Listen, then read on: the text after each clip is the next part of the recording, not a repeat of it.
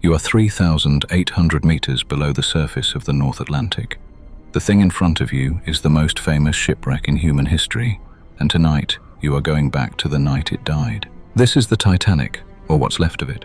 The bow is still in one piece. You can see the railing right in front of you. That railing held passengers who paid today's equivalent of $70,000 for a one-way ticket. It also held passengers who paid $32. In about 10 minutes, you're going to find out which group got to live. April 14th, 1912, a Sunday night. The sea was flat. No waves, no wind, nothing. Survivors said it was the calmest ocean they had ever seen. That was the problem. Icebergs are easier to spot when waves break against them. On a calm night, an iceberg looks exactly like the rest of the sea, dark, flat, invisible, until you're 300 meters away. By then, at 22 knots, you have 37 seconds.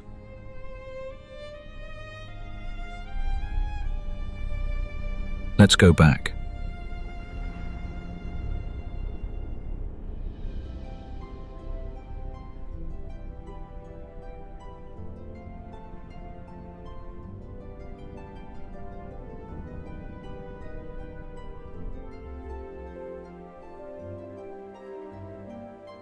April 14th, 9:30 p.m. You are now on the Titanic. She has been at sea for 4 days. Everything works. The engines are running at full speed. Dinner is finished. The band is playing in the first-class lounge. And in the wireless room, a 25-year-old radio operator is about to make the worst decision of his life, and he doesn't even know it.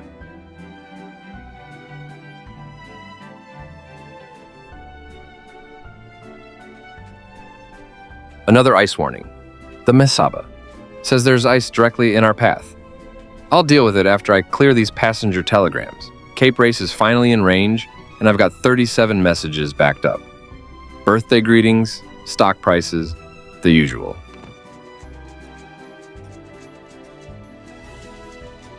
That was the 6th ice warning that day. 6 different ships said, "There is ice where you are going." Phillips didn't ignore it. He just prioritized. Passenger telegrams made money. Ice warnings didn't. He was being paid £6 a month. He'd been at the wireless for 16 hours straight. He put the paper under a teacup and went back to typing birthday messages for people who had paid more for one dinner on this ship than he made in a year. Let me show you something else. Come downstairs.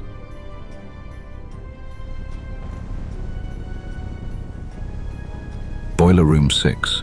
This is where the coal goes. These men work 4-hour shifts in 120 degrees. They are not listed as passengers. Their names are not on the memorial in Southampton. That took another 80 years. The ship runs on their bodies, and nobody upstairs knows they exist.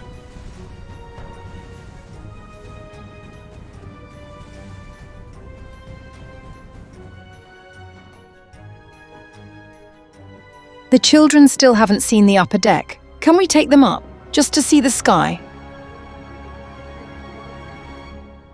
I tried this morning. The gate was locked. They said evening hours are for first class only. That gate is going to matter a lot in about 2 hours. Right now, it's a class divider. After the iceberg, it becomes something else entirely. Women in first class were offered lifeboats at 12:30 a.m. Women in third class were not told the ship was sinking until 1:15. By then, most boats were gone. The gate was not unlocked until 1:30. Remember that. You'll see it again.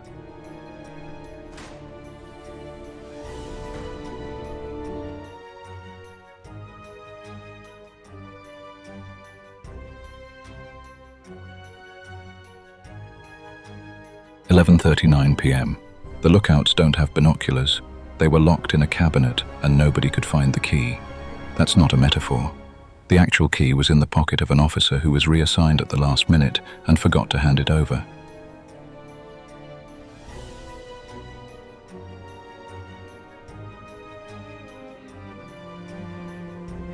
Iceberg! Right ahead! 37 seconds. The first officer ordered hard to starboard. The ship began to turn. It wasn't fast enough. 7 seconds. That's how long the iceberg scraped the hull. 7 seconds to open 6 compartments to the sea. The ship was designed to survive 4. Do the math.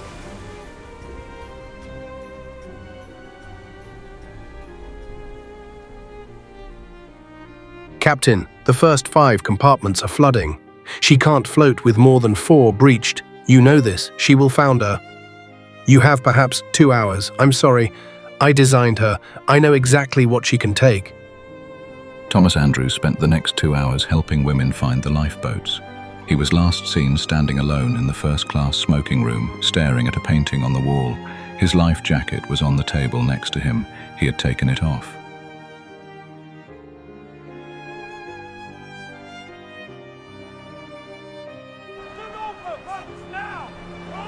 Women and children only. Step forward, women and children. Please, darling, we have to go. The lifeboat. I know, my love, but there are others. I don't scare us. Please, Compass, come me. I will. I promise. Just hold on. You have to go now, my love. Oh, my love. You must. For us, please. I love you. And I you. There was no next boat. He knew that. Everyone on that deck knew that. Stay strong. 20 lifeboats. Room for 1,178 people. There were 2,224 on board. That number was not a surprise. It was printed in the safety inspection report before the ship left port. The number of lifeboats met the regulation. The regulation was written in 1894 for ships under 10,000 tons. The Titanic was 46,000 tons. Nobody had updated the rule. The paperwork was perfect. The math was a death sentence.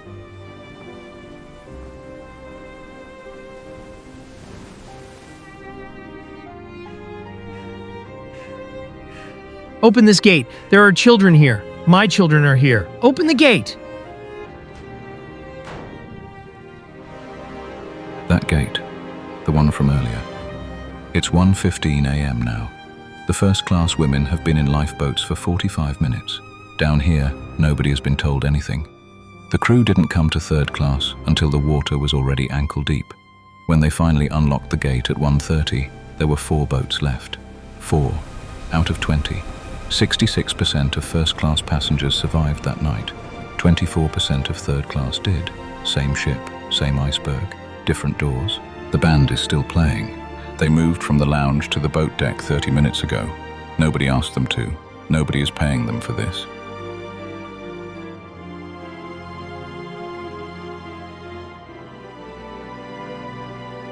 Gentlemen, it has been a privilege playing with you tonight.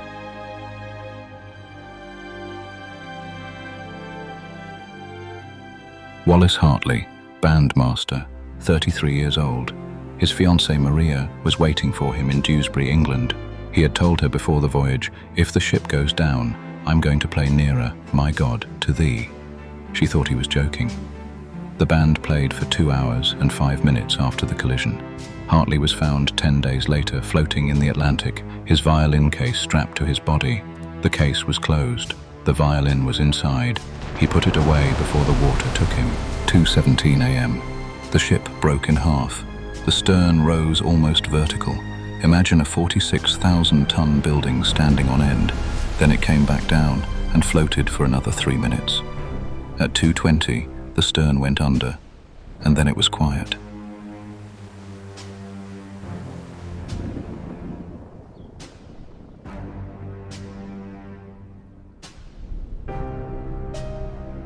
The water was -2 degrees Celsius.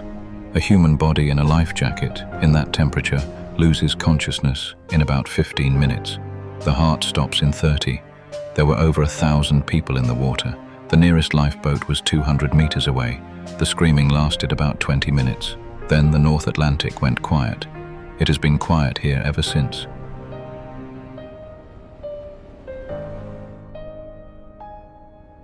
"1,517 people died. It took 2 hours and 40 minutes. Fast enough to be a disaster. Slow enough that every single person on board had time to understand exactly what was happening to them. The band had time to play. The engineers had time to keep the lights running until 2 minutes before the end. The postal workers had time to carry 200 bags of mail to the upper deck, trying to save the letters. The captain had time to walk to the bridge and close the door behind him. This wreck won't last. Bacteria have been eating the iron since 1912. By 2030, this railing, the one under your hands right now, will collapse. By 2050, there may be nothing left down here but a stain on the ocean floor. You are holding what they held. The only difference between you and them is you get to let go.